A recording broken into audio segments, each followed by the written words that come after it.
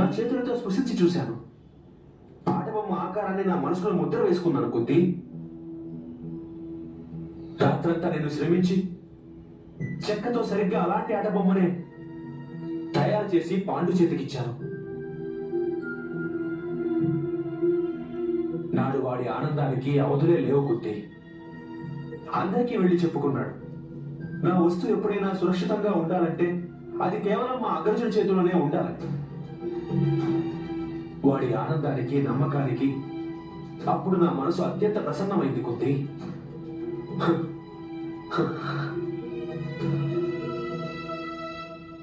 అప్పుడే నేను నిశ్చయించుకున్నాను, పాండుకు చెందిన ఏ వస్తువుకైనా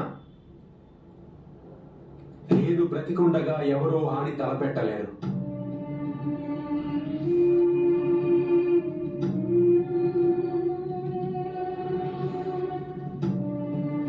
కానీ ఈ రోజు నాకు దుఃఖంగా ఉంది కొద్ది.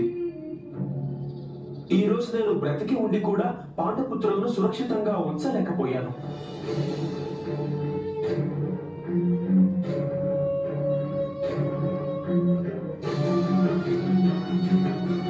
అందుకే నేను నీకు ఒక విజ్ఞప్తి చేయాలని వచ్చాను కొద్ది.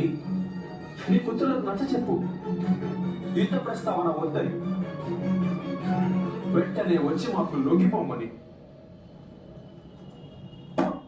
ఒకవేళ వారు మరణించారంటే నా మనసు క్షోభిస్తుంది కొద్ది.